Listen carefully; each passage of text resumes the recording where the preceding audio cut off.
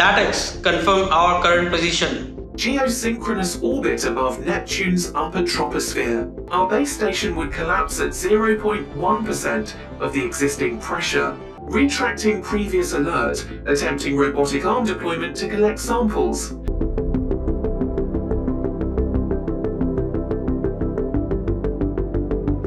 Looks like thousands of carrots falling like snowflakes. ThatX, head towards the diamond planet. Cancri 55E. Are you insane? We just saw in the last mission that extracting energy from diamond about 10 to the 46 joules would require 5.1 times 10 to the 13 Earth masses. Haven't you heard about the nuclear matrix? Enough of the slow talk. Let's go straight for matter antimatter annihilation.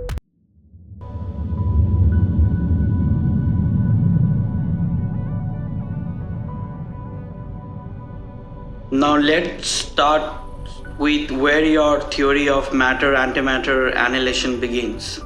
Simple. I'm too tired to explain it to a type 2 guy. Instead, check these calculations. As in vacuum, we have 100% mass to energy efficiency where E equals mc squared. So energy per 1 kilogram of matter diamond plus 1 kilogram of antimatter diamond, E equals 2 times 1 kilogram times the square of 3 times 10 to the power of 8 meters per second equals 1.8 times 10 to the power of 17 joules. Mass needed, 10 to the 46th power divided by 1.8 times 10 to the 17th power equals 5.56 times 10 to the 28th power kilograms. That's about 5.56 times 10 to the power of 28 divided by 5.97 times 10 to the power of 24 equals 9,310 Earth masses, which is much better than the 5.1 times 10 to the power of 13 Earth masses. Are you drunk completely? Like seriously? Why? So how can you store antimatter safely? Or even I would say, how can we even generate the antimatter? That's quite impossible. Hold your whiskey, let your daddy explain.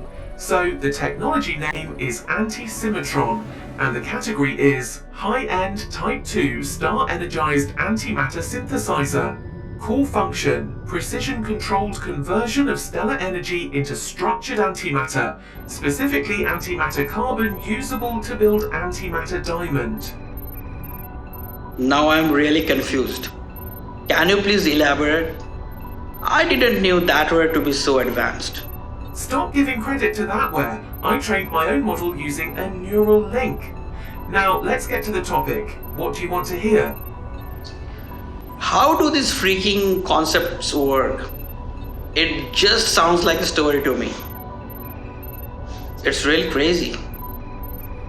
Let me explain step by step.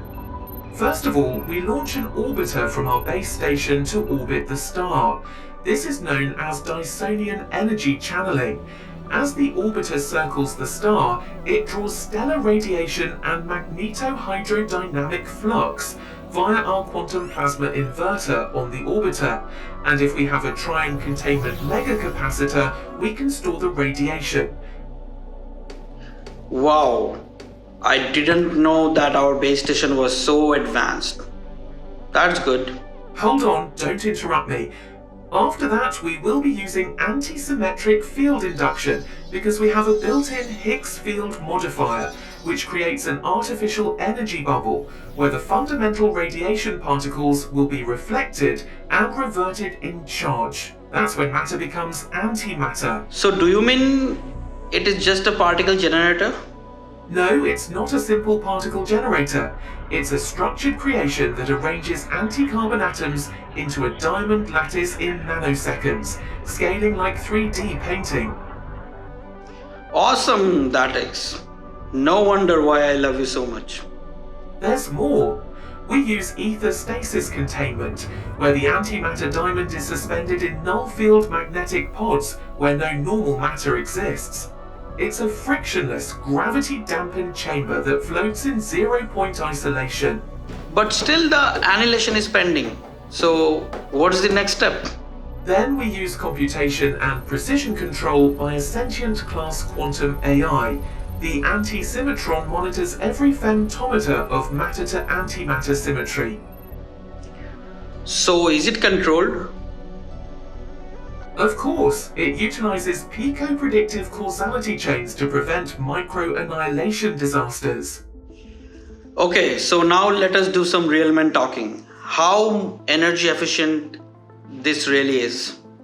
Energy to produce 1 kilogram of antimatter equals 9 times 10 to the power of 16 joules. The antimatter synthesis process I just explained can produce 1 kilogram of antimatter diamond per second, using even 0.001% of stellar radiation.